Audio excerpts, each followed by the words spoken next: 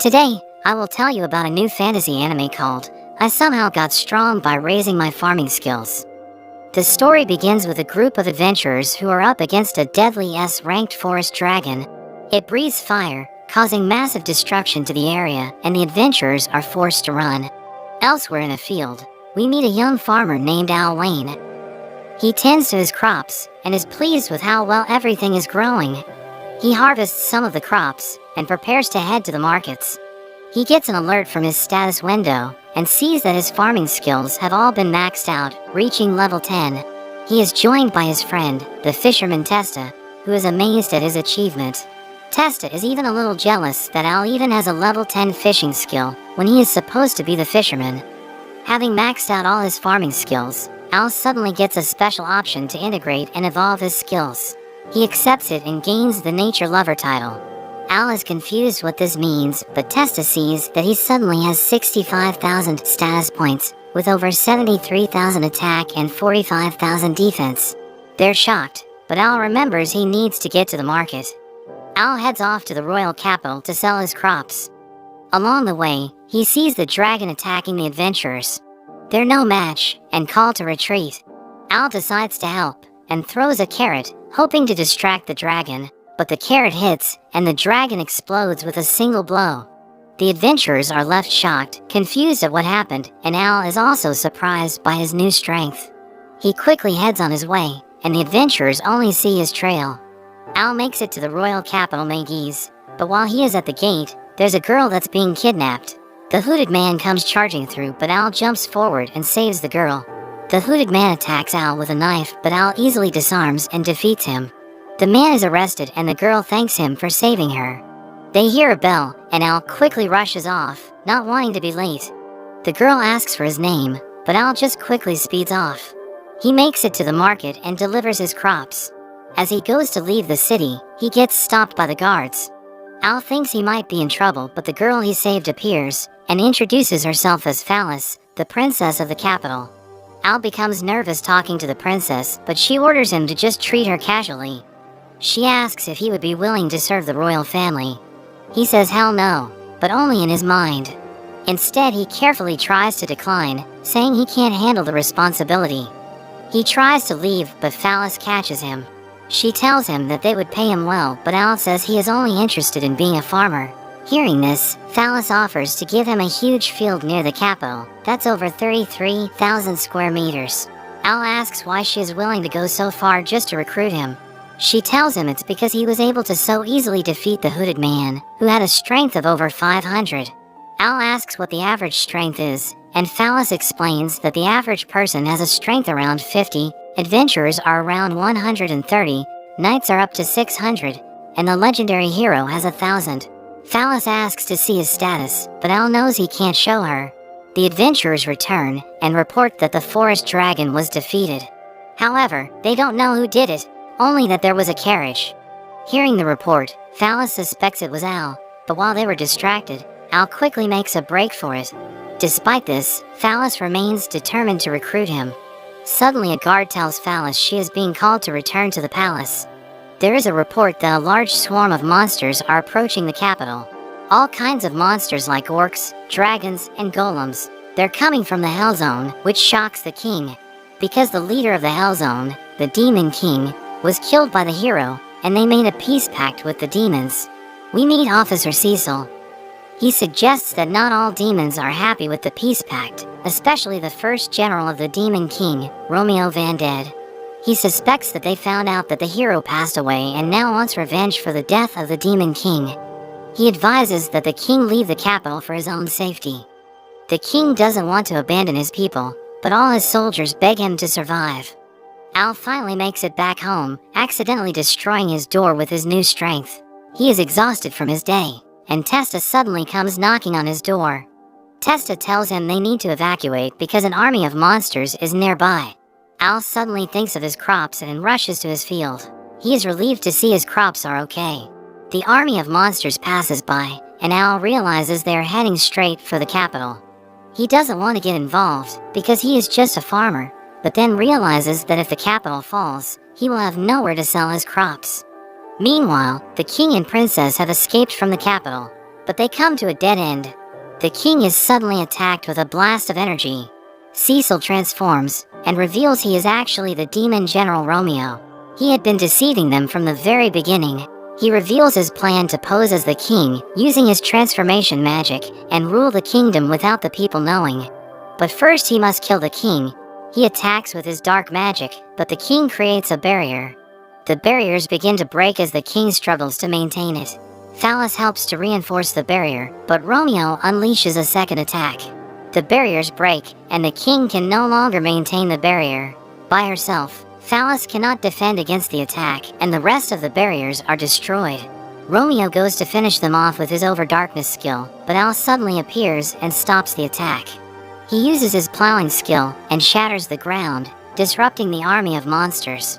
Romeo is curious who he is, but Al just says he is an ordinary farmer. Romeo jumps behind him, but Al is able to catch his blade and throw him away. Romeo is impressed and decides to go all out. He absorbs the power from the nearby monsters and transforms to his true form. Looking at his status, Phallus sees that he is level 78 with over 5,000 strength. She tells Al to run away. Romeo unleashes his power and charges at Al, but Al counters with his own punch, and Romeo is defeated. The monsters are shocked Al won with a single punch and all quickly run away. They return to the palace and the king thanks him for defeating Romeo and saving their lives. But Al just says he did it because he wanted to protect his crops. The king asks him to serve the country, but Al declines, saying he only wants to be a farmer. The king offers to make him a commander or any title he desires, but Al remains determined to just be a farmer.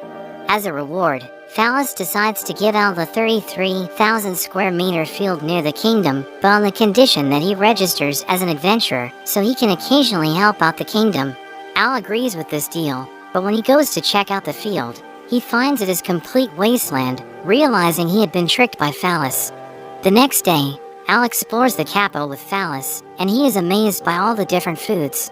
Al asks her how she can just walk around the capital, but she tells him she has a maid acting as her substitute at the palace, and she uses a magical hairpin that stops people from recognizing her.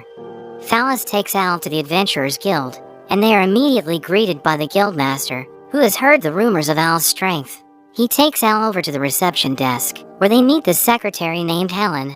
Suddenly, Al's stomach growls loudly, so they first get him some food. Helen makes him a delicious pie, and they continue with the interview. She asks Al why he wants to become an adventurer, but Al explains he is only registering because of his deal with Phallus.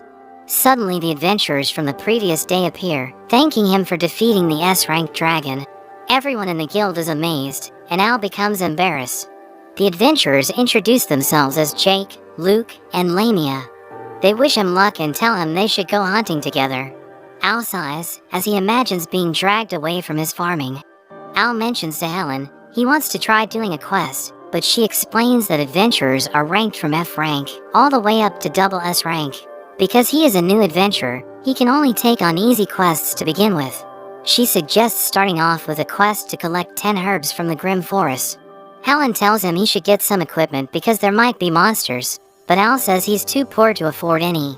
Hearing this, Helen gives him her old cloak, enhanced with magical defenses. Al is reluctant to accept it, but Helen insists and helps him put it on. Helen becomes dazzled, seeing him in the cloak, as he seems to remind her of a certain someone.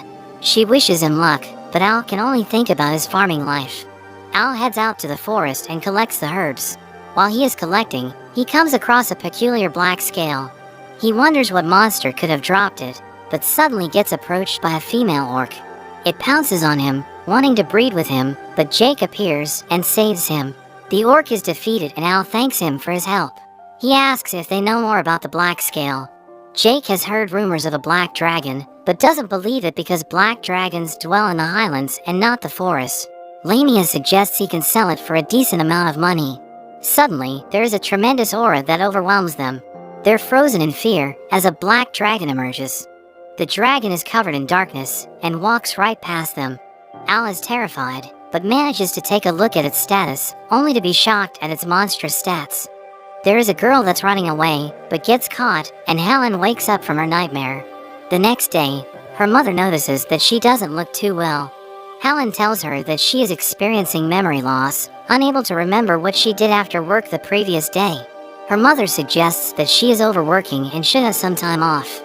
Al returns to the guild and has an urgent report. They meet with the guild master and report their encounter with the Black Dragon. According to Al, it has a strength of over 230,000. Judging by its appearance, they suspect it to be the evil dragon, Ouroboros. They are shocked to hear this, especially Helen. Al shows them the scale he found, and Helen is horrified seeing it. She has a memory of her brother running away and being killed by the dragon. It's too much for her, and she faints. Al waits, worried about Helen, but her mother tells him that she is going to be okay. She recognizes the cloak that Al is wearing and explains that she is actually Helen's foster mother. 15 years ago she found Helen by the lake with the cloak. She remembered her name but lost all her other memories. She suspects Helen might have a connection to Ouroboros. Hearing this, Al is determined to help out. He heads to the library to learn more, but fails to find any clues. He decides to look into the reports from 15 years ago, back when Helen was first found. However, the librarian tells him that those reports are restricted and he is not high enough rank to access them. Al tries to beg, but she turns him away. Phallus suddenly appears, surprising the librarian. She uses her position as princess to help Al gain access to the records. They're led into the restricted area, and they check out the damage records for the village where Helen was found. Al finds out that 15 years ago, the Anoru village was completely destroyed, and there were black scales that were also found there.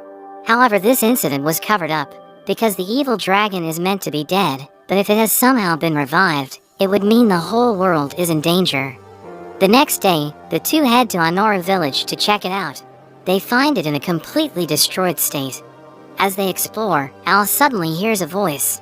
He follows the voice and they come to a grave, and a boy appears, wearing the same cloak. Phallus is confused who Al is talking to, because she is unable to see or hear him. Al realizes he is a ghost, and the boy introduces himself as Lei. But that's where this video ends. Let me know in the comments if you want to see more of this anime. Don't forget to like and subscribe to the channel. But thanks for watching, and I'll see you next time.